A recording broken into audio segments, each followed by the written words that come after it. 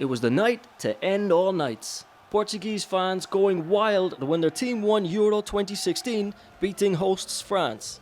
The football-mad country celebrated its first ever trophy for the national team. And on their homecoming, they were greeted by the President of Portugal. This is a country that lives for the beautiful game. It's very difficult to kind of overstate what a big role football does play in Portugal. On the actual national television news, of course, whenever anything happens of any relevance in the football world, very often it's the lead story, no matter what's going on else in terms of just the economy or politics or whatever. Portugal might be a country of 10 million people, but it has punched well above its weight in international football for many years. It's a production line for young talent and has given the game some of its greatest ever players.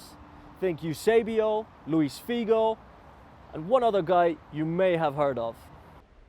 The island of Madeira is one part of Portugal that will be taking a special interest in this year's World Cup.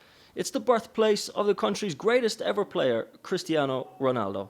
Ronaldo has won everything in football apart from the World Cup, and this will be the last time he plays in the tournament.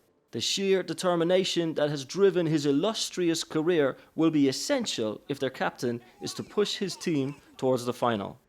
But many experts believe that at 38, Ronaldo might just be past his best.